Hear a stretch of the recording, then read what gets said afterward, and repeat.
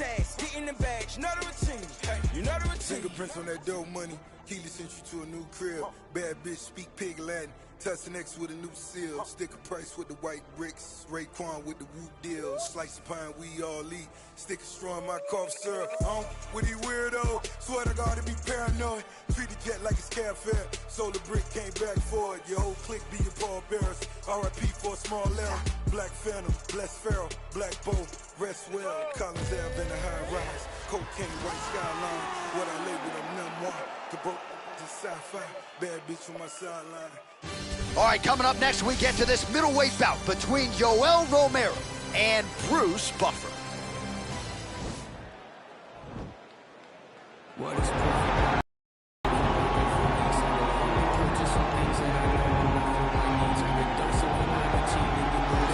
Well, this young man is a really accomplished submission specialist, and sometimes fighters get offended when you call them a specialist, but most people know what he's trying to do in there, and to this point, no one's really been able to stop him. John, he will try to pull guard. Who pulls guard anymore in the UFC at this point? But he understands that for him to be successful, the fight has to be in the grappling, in the jiu-jitsu. If he's able to extend these jiu-jitsu exchanges, he is the guy that is generally going to win. He understands position. He understands going from point A to point B. He always is the one controlling the underhook. Always has the frame. Just a knowledge of jiu-jitsu that not many people can match. And you can be sure as he makes this walk tonight, he's thinking about just how quickly he can get this fight to the ground and utilize those aforementioned high-level submission skills. All right, so here he is, the soldier of God, Olympic silver medalist, Yoel Romero. It's amazing to think he hasn't had a UFC belt around his waist. Most people think, or I should say, some people think he did enough to beat Robert Whittaker back in the day, but this is still one of the best middleweights on planet. He's one of the most naturally talented guys that I've ever met. From the moment I met him back in the wrestling days, way back around 2001, you understood that you were looking at something special in Yoel Romero. And although he started his career very late, I knew that he would get to this point. Now that he has developed that quick knockout ability, couple that with his wrestling, and you have one of the perennial middleweight top contenders. Hard to find a lot of glaring weaknesses when you study the film on Yoel Romero. Some might knock the cardio, but seems to get his breathers in there in a 25-minute fight. And you've heard past opponents like Luke Rockhold, Robert Whittaker talk about literally kicking a man of steel. He's stoned. Yoel Romero, folks, here he is. Ladies and gentlemen, this fight is 3 rounds in the UFC middleweight division. Introducing first, fighting out of the blue corner. This man is a judo fighter, making his professional debut here tonight. He stands 5 feet 11 inches tall, weighing in at 185 pounds. Fighting out of Los Angeles, California, Bruce, it's time Buffer! And now introducing his opponent, fighting out of the red corner. This man is a mixed martial artist, holding a professional record of 13 wins, 5 losses. He stands 6 feet tall, weighing in at 185 pounds. Fighting out of Coconut Creek, Florida, USA, Yoel, Soldier of God, Romero!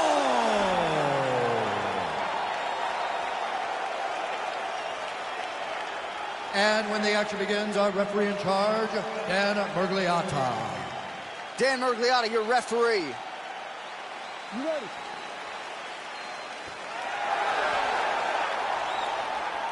You ready? All right, so here we go.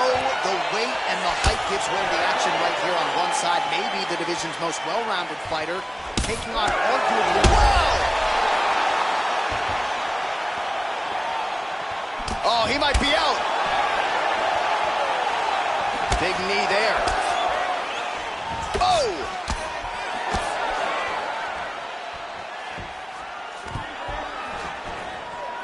Stuffs the takedown there. How good is his takedown defense?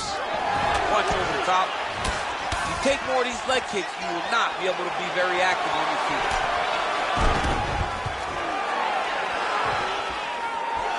Oh, and a nice jab by him there, and that's going to give his opponent some problems if that keeps landing.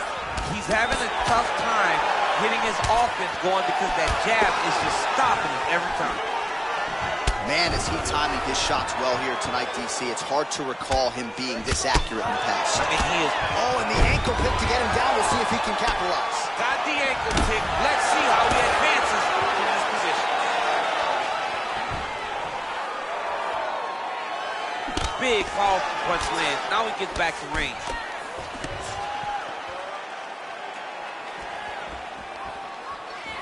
Oh, no wasted motion there. Romero loads up. Oh, he's hurt bad.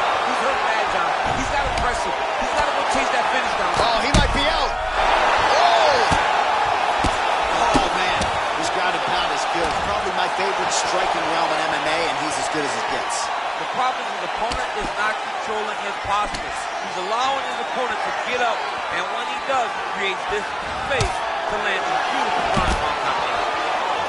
Continues to mix it up, going to the head, mixing in some body shots. That one snuck in. Nice strike. It's such a fast leg kick. Flips the body there. And both guys really throwing with authority. All right, single collar tie now. Oh, and there he goes, working off that jab again. How's your jab? I mean, the jab's nice. I love throwing the jab. But you realize that as MMA evolves, guys will start to fight behind a very educated jab. It's just like boxing. The most thrown punch, and the first one you learn is a jab. And in MMA, guys are starting to take that same approach because it is such an effective weapon. Over and over, he's landed this big body kick. Well, straight right hand has been a good weapon for him. He misses with it there. Stuffs that takedown attempt without issue. 10 seconds to go in the round. Round two straight ahead. All right, well, that's the end of the round, so the location is okay, the cut on the cheek, but that is some serious blood trickling out of that cut there. You got to think maybe at some point they call the doctor in, and if he doesn't like what he sees, maybe they stop this fight. All right, let's check out some of the action, DC, and how about the punching acumen by that fighter in that previous round? He does not waste anything. He does not loop punches. Everything's tight. Everything's precise. He's a sniper. We always talk about how he's a sniper. He is a sniper, and it showed in that exchange that allowed him to drop his opponent. You ready?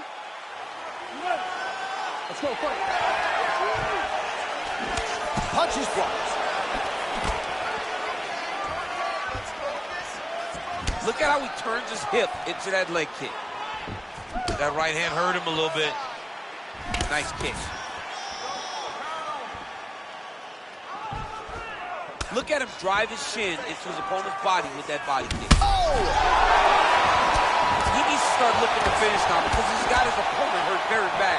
Whoa! Gets right back up. What an ankle kick. If he would have drilled into his ankle, he would have secured the top. Oh, he postured up there, gained some valuable separation. And now the ground and pound starts. And he landed the right hand there. Pretty good ground and pound by him here. He told us on Thursday he needed to be more effective in these situations. Certainly effective tonight. Many people have gone away from this style of fighting. This man has embraced it, and you are seeing why. Whoa! He's hurt. Serve him up. Go get him. He might be out.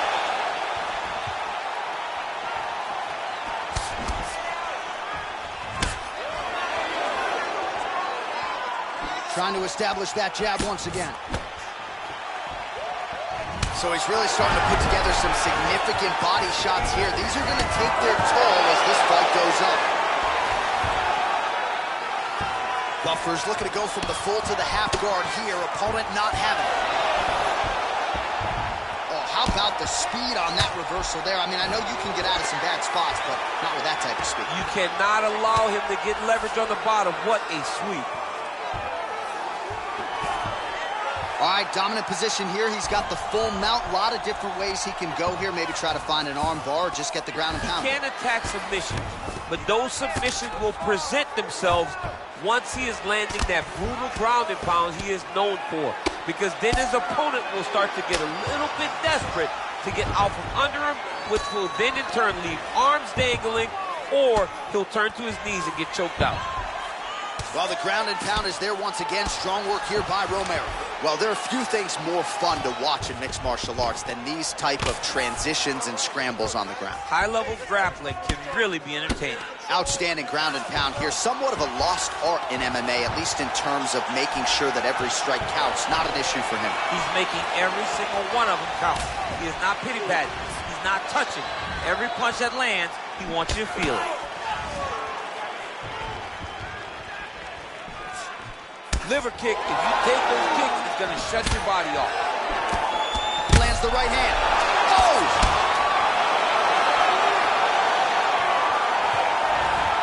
How about those 5 minutes? All right, 5 minutes more in the books, and you see the cut on his eyebrow is only getting worse. Pretty nasty gash there. The cut man's going to do what he can, but of course, oftentimes, as soon as you absorb another strike, that thing opens right back up. All right, so there's the horn signifying the end of the round. We had a knockdown there, but not a knockout. No, it wasn't a knockout, but you can't take those shots. That big punch landed, and it sat him down. If he gets hit with another one of those, it might be good night, Irene. Last round, guys. You ready? You ready? Third and final round.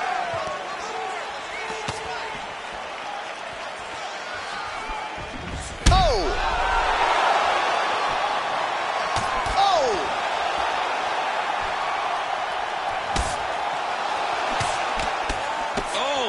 Now we're going. Oh, he got him real good, too. Lands with the right hand. Well, it's one thing to have length, it's another thing to use it, and he does it as well as anyone. Nice kick there by Buffer. Big right hook coming, it's blocked. Buffer's lower jaw does not look good. I don't think it's broken, but starting to show some obvious signs of swelling. Yes, they hurt him in the last round. Same exact one. Takedown defense holds up. Oh, a nice knee.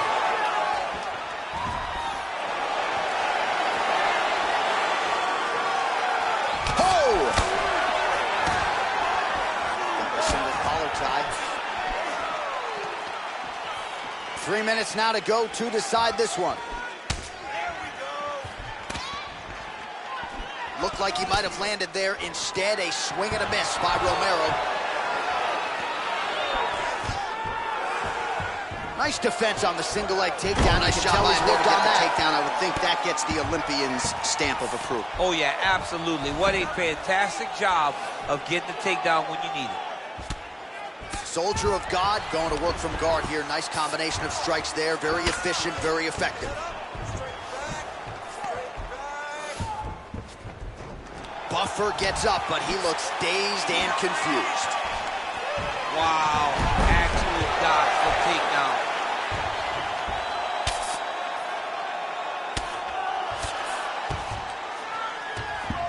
Oh, and he's able to land a strike there from the bottom. Nicely done by Buffer. All right, DC, half guard position here. You've done a lot of good work in this spot in your career.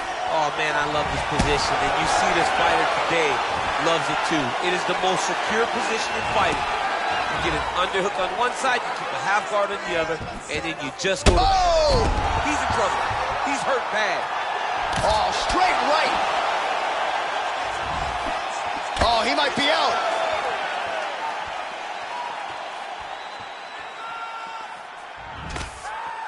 Well, this is exactly the sense of urgency you're looking for. Try to take the judges out of it. He is lighting them up now. 20 seconds to go. Wow!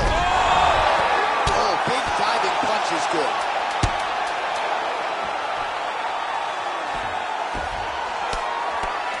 What a fight! All right, so the fight goes the distance. We'll take a look back at the action, but should go his way given all he got done in the striking game. Yeah, he did a great job of landing at will, mixing up the target, doing everything that he's become known for in order to cruise to a very good decision. I know he didn't get the finish that he wanted so bad coming in here tonight, but he had a phenomenal performance, and he showed that he's one of the best fighters in the world. Ladies and gentlemen, after 3 rounds, we go to the judges' scorecards for decision. All three judges scored this contest 29-28. Declaring the winner by unanimous decision, Bruce